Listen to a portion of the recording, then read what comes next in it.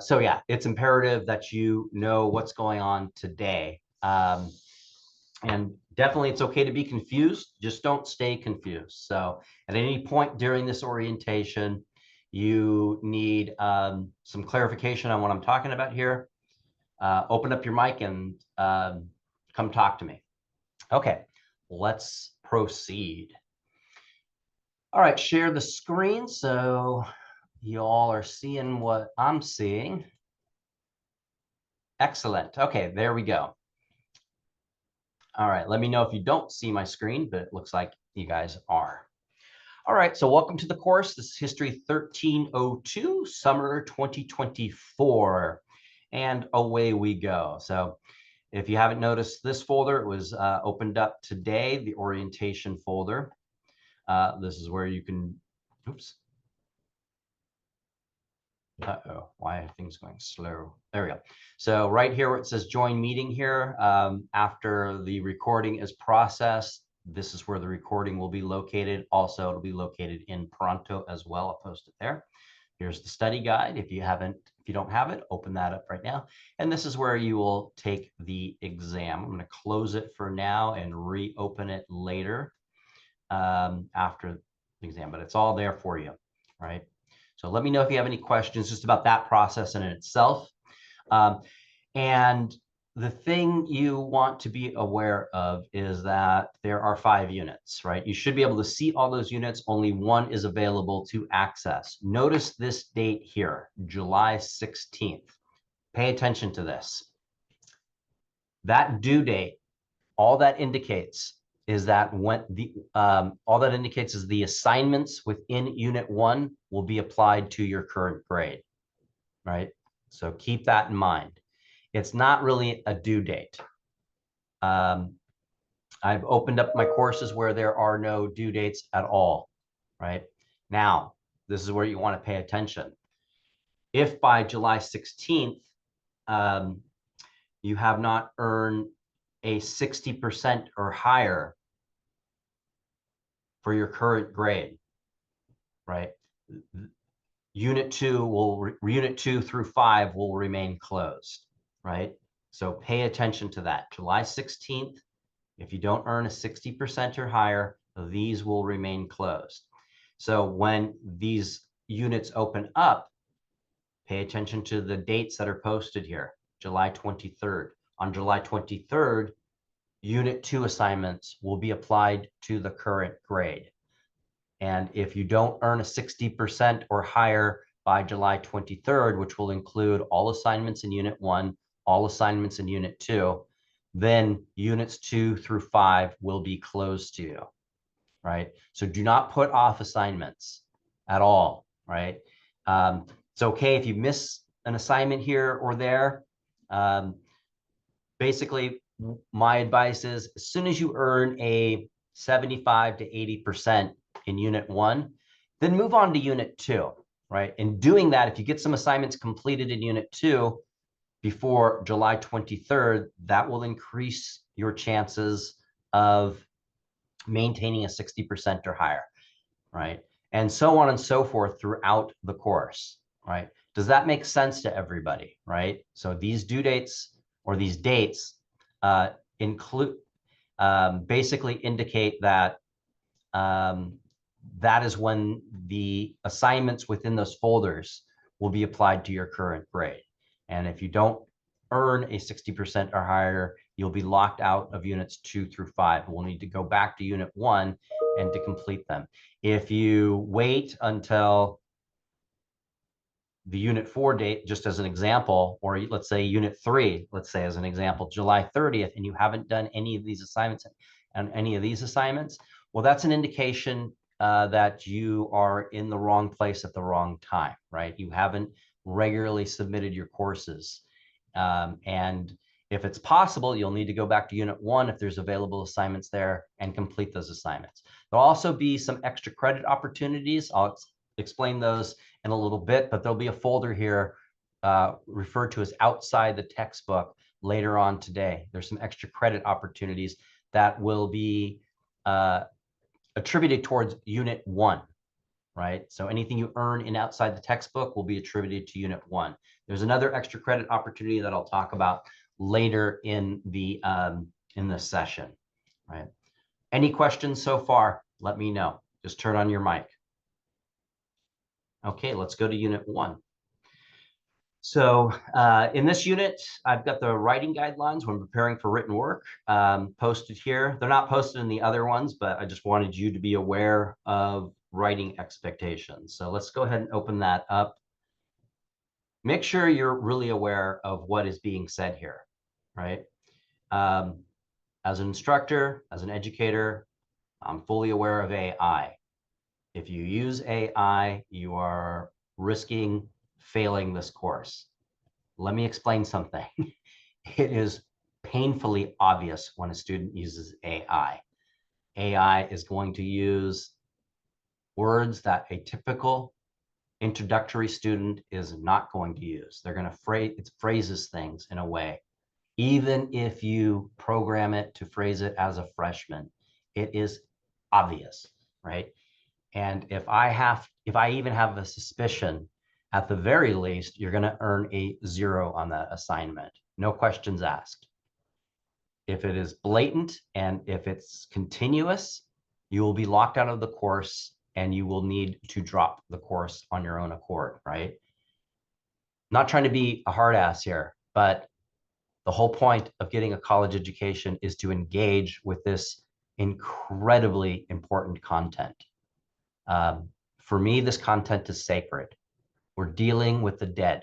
We're dealing with our ancestors, right? Allow me to get philosophical and even metaphysical here. What history will allow you to do, will empower you to do, is to become aware of the dead people's voices in your head, right? Any voice you hear, any thought, any value you have comes from dead people, right?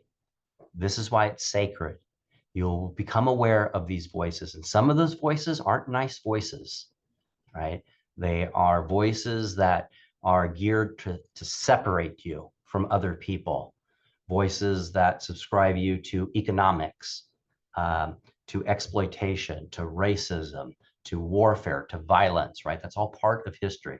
There's also parts of history that are inspirational, full of love, connection, hope, right? Those voices are there too. It's good to be aware of where these voices come from, right?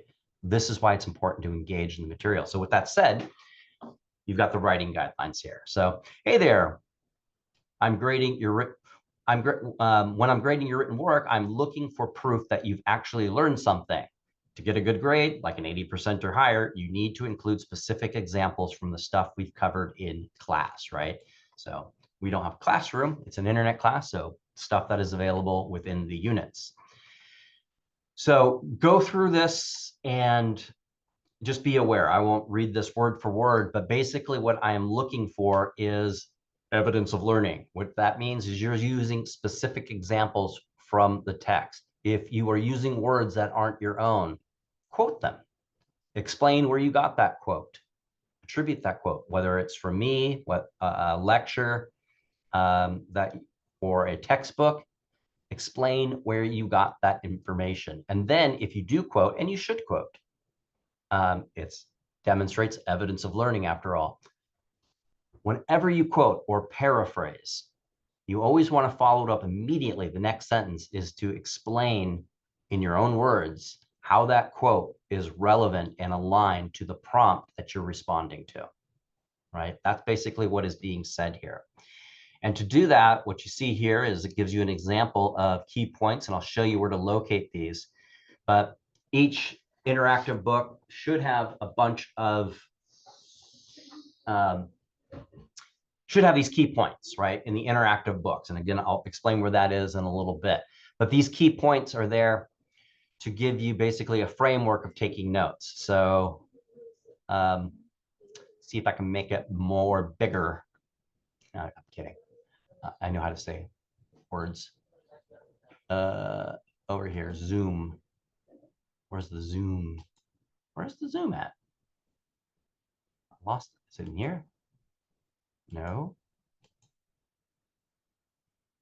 All right, I'll show you the key points later, but basically the Civil War and Reconstruction in the US, I can't read that. I'll show it to you later. But basically, those key points, you want to, as you're reading, have those key points near. And if you get examples that are relevant to any of those key points, an individual, geography, a place, a location, right? An event like a law or a war, a battle, a speech, anything, right? A quote, a paraphrase. That's where you want to highly suggest one, handwriting the key points. Handwriting the key points. Let me put actually another question in here. I'm going to put another question here. This is important. How do you prepare for written work in this course? Excellent. I'm going to shut my door real quick too.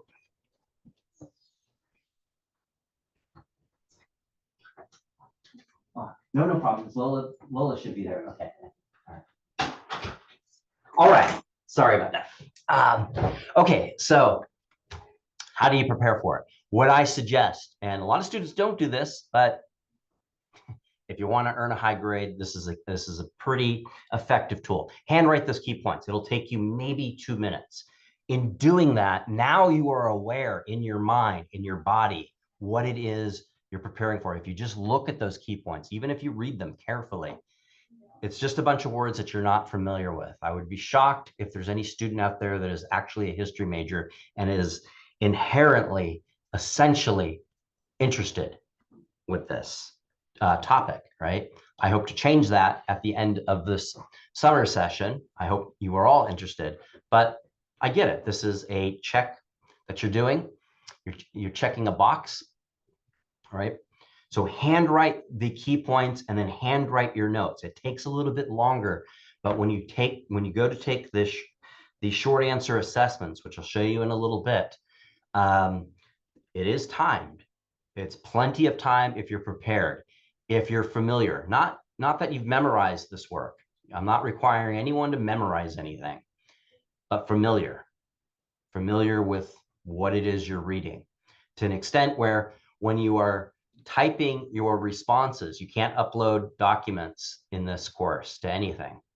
But when you're typing your response, you are not tied to your notes. You refer to your notes when you need a specific date, an event, something of that sort, right? That's how you will typically earn an 80% or higher on any written work in this course. Let me know if you need some more clarification on that point. Okay, so let's go back to, let's just start with here, Reconstruction 1 and 2 and the chapter quiz. So there's assignments in these interactive books that are just there for practice, right? So let me open it up and show you. Okay, so you click Let's Start, and voila, there's some key points, right? So we can see them a little bit more clearly here, right? The Civil War and Reconstruction era in the US were marked by significant political and social and racial upheavals, right? So in your notes, maybe if you see examples of significant political, social, and racial upheavals, right?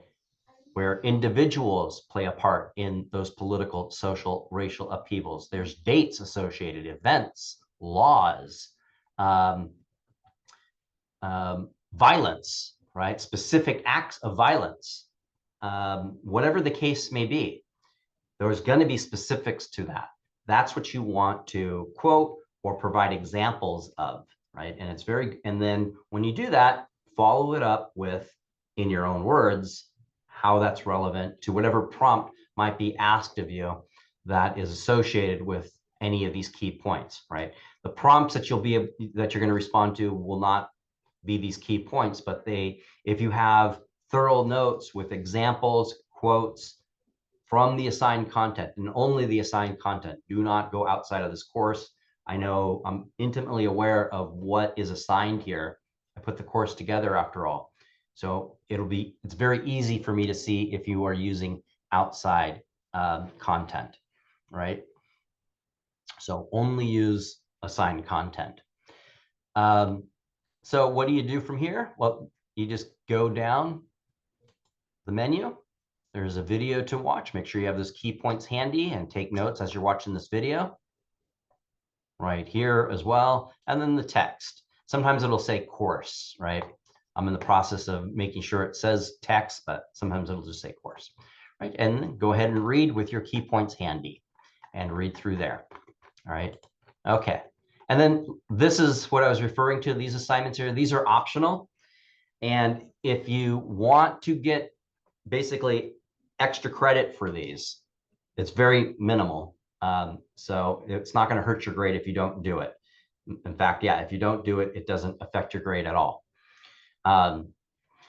Make sure you've got all of these are blacked out, right? That means you've completed it, right? And you got this drag the words assignment here. So once you've completed this and this, then this will be all. And then these will be blacked out. And then when you're done going through all of the content for this interactive book, you want to go here. And this is where you click Submit Report. And then your answers are submitted for review. That should automatically sync it with the grade book. If it doesn't, perhaps you didn't click everything, you didn't complete everything, and you could just do it again. Or your browser is not up to date. So that's always a go-to. If something's not working the way it's supposed to in an online course, make sure you've got an array of browsers. So sometimes Chrome is out of date, Firefox is out of date. There's a plugin that they need to upload on the back end or something to that extent, or you need to update something or clear cache out, right? There's a lot of things that get in the way. You want to anticipate technical problems. If for some reason it doesn't sync, don't worry about it. At the end of the semester, I'll take a look to see who completed these assignments, and I'll be able to attribute some of the extra credit involved for these assignments, right? Does that make sense? Let me know if that doesn't. Okay. Chime in if you need more clarification on any of that. So you've got another interactive book, chapter 2. And here is the first quiz, basically assessing you for chapters 1 and 2. You click there, and this quiz is required, right? So this looks different because I'm let me actually go to student preview. So it looks the way it does.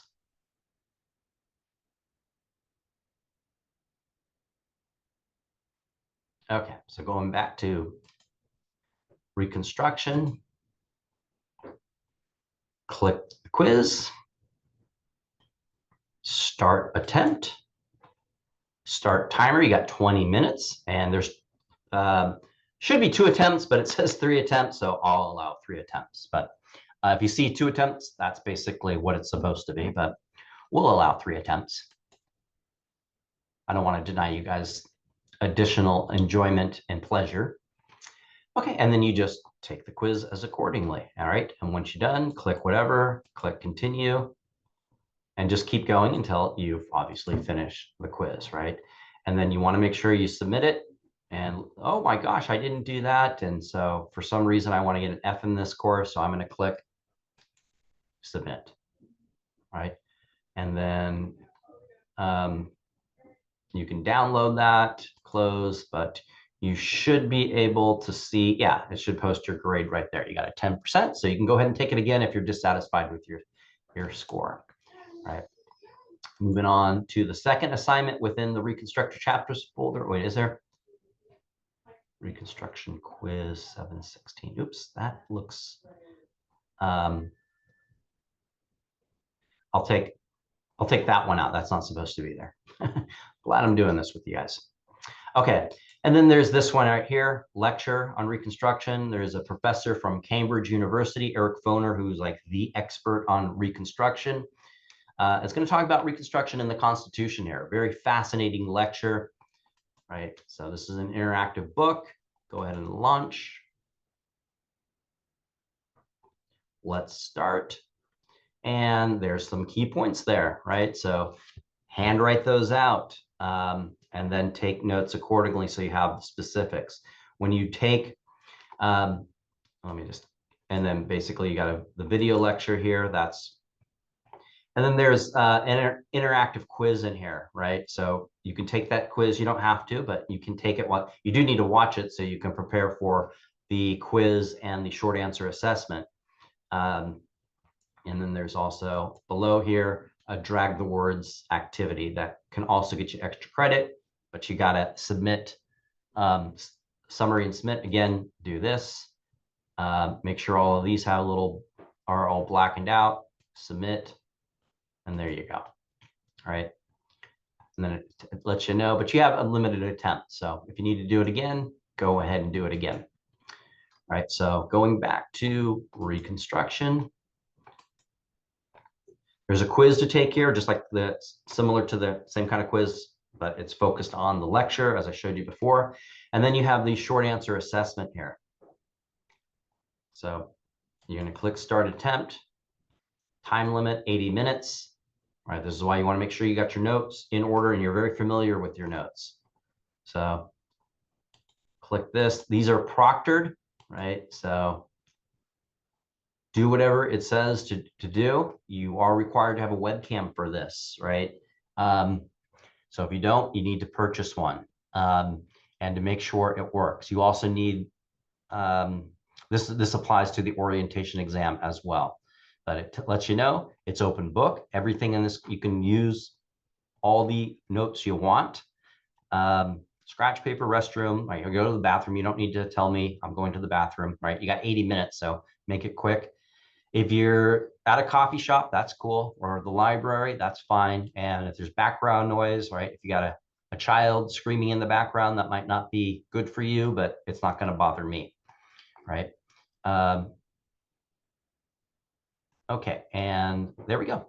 So click there, authentic, just seeing how this all works out. This is a new application, and okay, I've got two screens on here, so it's telling me to close out a screen, so I'm not going to do that. But basically, what's going to happen when you open up this assessment is, let me just actually go into instructor mode just to show you real quick.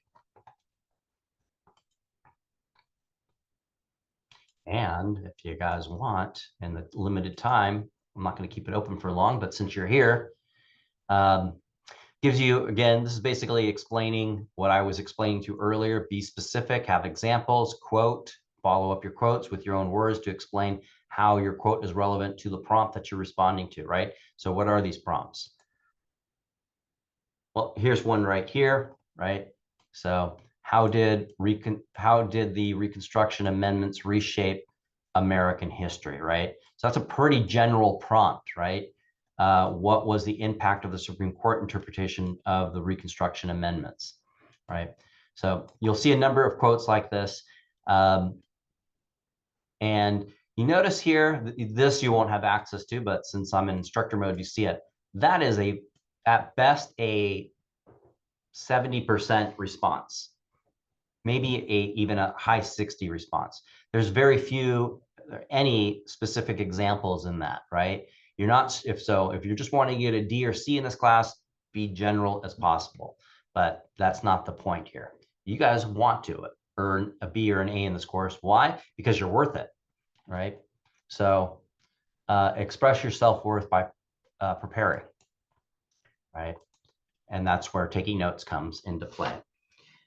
Any questions about, and again, those prompts, you can also, it's not just focused on Eric Foner, although that is the focus of the short answer assessments. If there's any material from these interactive books that are relevant to this prompts that you have gathered from your notes, by all means include that. But you should be focused on what Professor Foner is indicating about Reconstruction and the Constitution. Any questions about Unit 1 at all?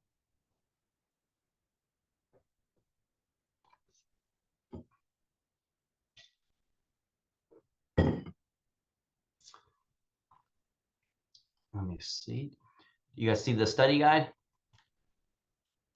Let's see. Okay, yeah, you guys do see the study guide. Okay. So somebody open up your mic. What's my name?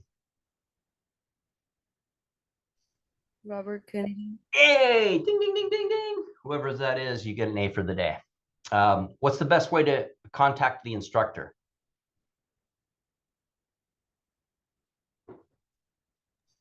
Pronto. Yes, please contact me only through Pronto. So let me go back here. You'll notice that there is, how about close? Oh, here we go. There is this message tool here, and you can use it because it's available, but you risk me not seeing your message for a day or two. There might be times where I'm traveling and I'm just not able to log into the course, right? I've got Pronto on my phone. I'm not able to put these messages on an application on my phone. So I get these messages that you send me in real time, as you will as well if you download it to your phone, right? And do that, right? This is the way you stay in touch with me, which is always important when you're in college, but particularly since you're in a summer class, right? And so, and definitely do not email me using my South Texas College STC email. I was being redundant there, my STC email. And the reason for that is in the summer, especially in the summer, I do not check in on that. I check in about once or twice a week just to see if there's any announcements from the college. And then also I can get really buried in those messages, and your message could get lost in there, right? So with all that said, if you message me on Pronto and you do not hear back from me within a day, right? Or let's say you message me in the morning and it's 9, 10 o'clock at night and you haven't heard back from me, message me again. I won't find it rude, pushy, disrespectful, right? In fact, I will find it respectful if you remind me, right? I could have a bunch of Pronto messages and you guys just got lost in the shuffle. I meant to get back to you, but I just didn't. Or it's technology and the technology failed and I never received your message. So it's not rude or pushy to get a hold of me if you need to remind me, right? And I will get back to you as quickly as possible, right? So keep that in mind because you don't, just if you have a simple question, what do I need to do for unit 1? I can't locate a quiz or something isn't working correctly. If you message me here or you leave a voice message in my office where I might not be for a couple of days, whatever the case may be, it would be kind of tragic, unfortunate if something you need right away isn't responded to for a couple of days. So pronto, pronto, pronto, only, only, only. Okay, so oops, let's go back here. Okay. Oh, so the due dates, you all understand the due dates, right? So what do the due dates indicate? Somebody let me know what the due dates indicate.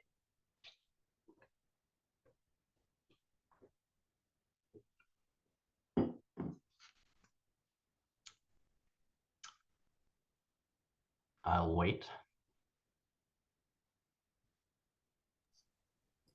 The due dates indicate that you have to complete 60 or higher to open the next unit by the date that it says there. Yes, exactly. Thank you. Right. So really keep that in mind. So what this also means too, let's say you go through reconstruction and you complete this quiz here and the short assessment. You don't do this one, right? And the date passes of the of July 16th, and you've earned a 70%, right? That means at any time in the semester, this will remain open. You can always go back and complete work that you missed or that you didn't score as well, right? So if you get a 70% on a quiz and later in the session, you're like, you know what, I could probably get 100% on that if I do another attempt, right? Then by all means, you can go back to any of these that remain open, right? But yeah, if you fall behind a 60%, all of this will be closed to you. So don't put things off, right? If July 16th and July 23rd come and go and you haven't done any of these assignments, all of this will be closed to you. And there will come a point where it is just too late, right? So this is just a way of, one, giving you a little bit of wiggle room out there so you're not pressed for due dates, but also an incentive, kind of a way of pressuring, or let's say encouraging you all to keep up on a steady pace. And that's required, right? What I highly recommend is that you create a dedicated schedule to this course, right? As if you were going to class. So whatever that is for you, Monday, Wednesday, Friday, and Sunday from 8 a.m. to 10 a.m. or 11 to 2 in the morning, right? Whatever your schedule is, whatever makes sense to you. And don't negotiate against that schedule, right? It's as if you need to show up to work or show up to class, right?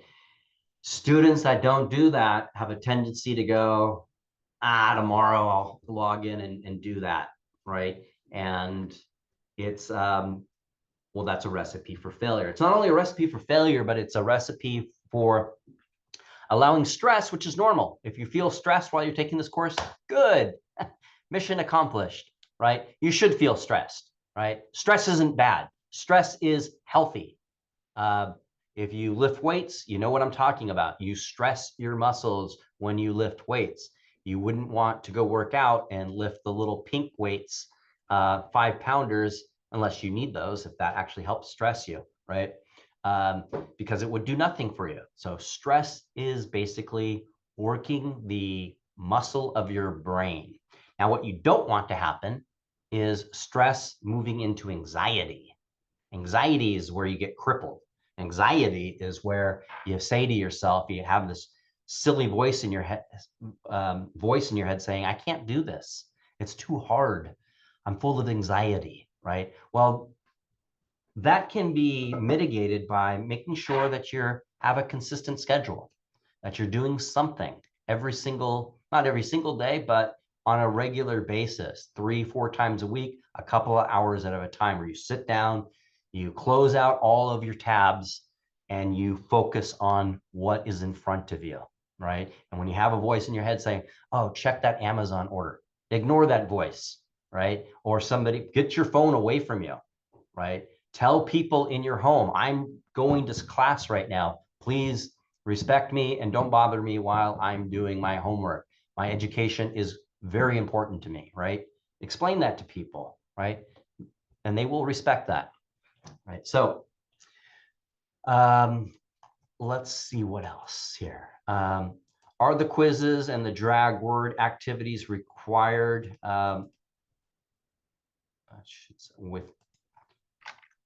within the interactive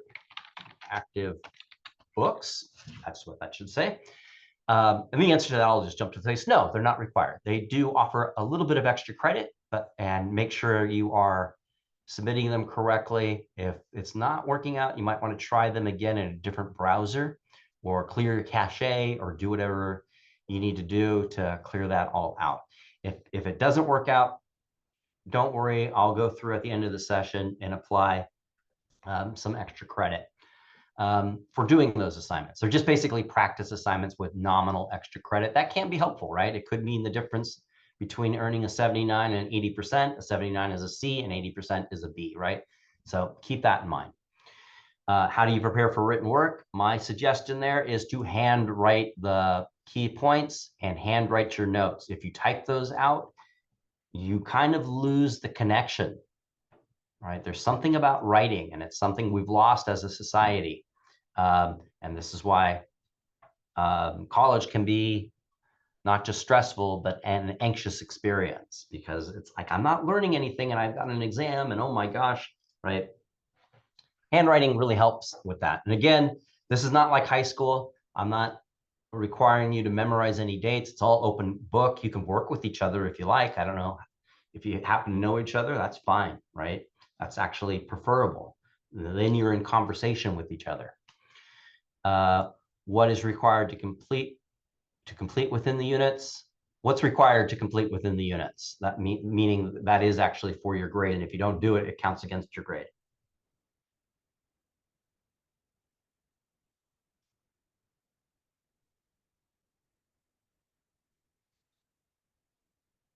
Oh, I did have that question there. Okay. The short answer assessments. Okay. What is required that we just looked over, right? Pablo, let me know. Open up your mic, Pablo. Good morning. Yeah, what's required within the units for your actual grade? The quizzes and the writing? Yeah, so just make sure the CHURBs, yeah, chapter quizzes, lecture quizzes, and then the writing is always referred to as short answer assessments, right? Just to make sure. So if you write me, it helps me if you're very specific about what it is you're asking about. Like if you can't locate it or what am I supposed to do? Be specific, what assignment you're talking, so I can respond to you as quickly as possible. Excellent, thank you, Pablo, appreciate that. Okay, and then extra credit opportunities. Well, I've already explained one extra credit opportunity, the activities, the quizzes and the drag words within the interactive books that are sometimes available in those. And just a reminder what I'm talking about here are these things right here. So click. Let's start, right? These things here, right? Some nominal extra credit, right? So do it. Basically, what will help you do is to prepare for the actual required quizzes and the assessments, right? As well as perhaps getting some extra credit. So the other extra credit opportunity, again, I'll have a folder here called Outside the Textbook, and there's going to be 2 assignments in there. One assignment is a conversation, a recorded conversation with myself and another professor here, Dr. Lydia Bean, and we go over something very critical, not just for this course, but for all of your college courses and for anything that you are applying yourself to that is challenging, right? Whether it's learning a musical instrument, trying to get better at a particular sport, a relationship, right? And the concept that we talk about is growth mindset, right? And I won't go into the details about this, but growth mindset is opposed to what is also referred to as fixed mindset. So somebody with a fixed mindset is somebody that internalizes in a negative way, challenges and failure. Someone with a growth mindset takes on challenges and accepts failures as part of the process to success. You talk to anybody who's successful in anything, whether it is an educator, a professional athlete, an entertainer, a politician, a businessman, woman, anything. What they will tell you is, I succeeded because I failed so many times. And the difference between anyone who is successful and anyone who fails, sometimes, not always, but generally speaking, yeah, is the people who succeeded didn't walk away when things got too challenging or they failed, right? They learned from it, right? And that is typical. They don't internalize it. They don't see failure as part of who they are. And we're not talking about something that you are born with. You're not born as a growth mindset. You have to struggle. It's something you have to choose. After a while, though, if you keep just consciously saying, I have a growth mindset, I accept challenges, I accept effort, I need to put in the effort. And if I fail, that is part of the process to success. Those that do that typically aren't anxious about that. And it's an attitude that you choose, right? You choose that attitude. As well as you can also choose the fixed mindset, right? And the fixed mindset, again, looks at people who are successful as inherently intelligent or capable. No, they're not.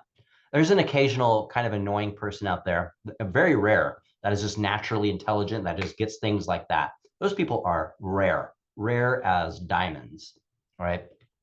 And truth be told, I wouldn't want to be that person. A lot of those people actually endure a fixed mindset. Those people, if anything does challenge them, they'll walk away from it and create some sort of narrative that they're just not interested, they're above it, right? Growth mindset people accept challenges and accept failure and have faith in themselves that they'll ultimately succeed if they put in the effort, right? So take a look at that. And there's also this other video, brief video on a certain breathing technique that in real time, if you got a wearable, you can watch this, will bring your heart rate down, right? And it's basically, I'll demonstrate it real quick, but the assignment is to explain the physiology behind it, because it's not something that you just do some breath work and it's in your head about how good you feel after. It's noticeable. So if you're feeling stressed, you're feeling anxious, simply maybe 3 or 4 times, and this is what's great about it, because it's not noticeable. I'm going to exaggerate it just so you see. And then you take another sip. And then exhale. Make sure your exhale is longer than your original inhale. And do that. And it could be very subtle, right? I'll do it where it's subtle. So you might not have noticed it, but I took an inhale, I took another sip, and then I exhaled a little bit longer, right? So that slows down your heart rate. And you can check it on your wearable. And once your heart rate slows down, there's less adrenaline rushing. You're not in flight or fight or freeze mode. And you can relax even in the face of being challenged and under stressful conditions. All right. So those assignments will be available, and they will be applied to the Unit 1. The efficacy of taking those is that it will definitely help you, even if you fall short in future units, to maintain your 60% or higher. All right, so keep that in mind. Okay, and the other extra credit opportunity, and we could do this today if everybody is able to stick around. If not, it's summertime, so my schedule is sort of all over the place. So I'm not going to say every Wednesday night I'll do this, but I'll try to give you guys 12 to 24 hours and provide basically a video conference like we're doing here through Zoom, and go over the topics of the unit that we're studying at that time, right? So if people are able to stick around, even if it's only one person, we can go over a little bit of reconstruction today. And then there's 2 ways of earning extra credit. One, be present for it.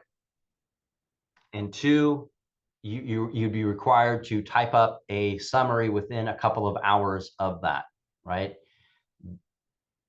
That would earn you up to, emphasis on up to, it depends on your summary, up to 10% extra credit towards the unit we're covering for that week, right? If you're not able to attend, it'll be recorded, and you can write a summary, and you will have basically 24 hours to complete the summary after the video is posted, right? So there'll be a place where you type up your response. You can't upload documents to it. You got to type out your response, and then you can earn up to 5% extra credit towards Unit 1, all right? So let me know if, well, basically the orientation is concluded. I think we've got all the questions responded to. Yeah, all the questions responded to. So when you take the orientation exam, be sure to write in complete sentences. Even if you can convey it in one word, write in complete sentences. It's a good practice. And it basically assures you that I know what you're talking about, right? And you need to earn a 90% or higher. You can let me know on Pronto when you complete it, because it does require me to grade it. So let me know. Have this handy. And basically those are the questions that'll show up on the orientation exam. All right. I'm going to go ahead and make sure everything is opened up and ready to go.